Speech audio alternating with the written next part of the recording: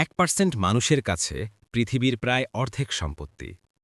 বিশ্বব্যাংকের তথ্য মতে মাস্কের $500 বিলিয়ন পৃথিবীর সব মানুষের মাঝে সমানভাবে ভাগ করলে প্রতিজনের বাংলাদেশি মুদ্রায় প্রায় ৭,৬০৯ টাকা পাবে। গত বছরের অক্টোবরের আয় হিসেবে ইলন মাস্কের একদিনের আয় যদি বাংলাদেশের 17.5 কোটি মানুষের মাঝে সমানভাবে ভাগ করা হয় তাহলে প্রতিজন পাবে প্রায় ২৩,৬৯৩ টাকা।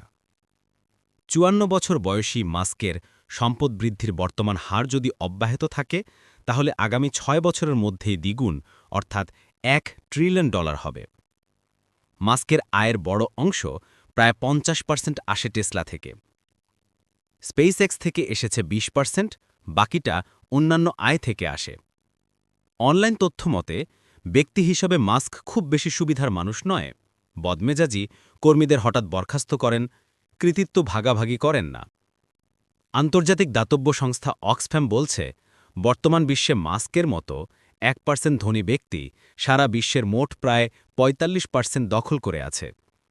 তাদের ব্যবসার প্রয়োজনে বিশ্বে যুদ্ধ সংঘাত বাড়ছে, যাতে মানুষ আরও দারিদ্র হচ্ছে ও ধনী গরিব বৈষম্য বাড়ছে। সুনাগরিক.net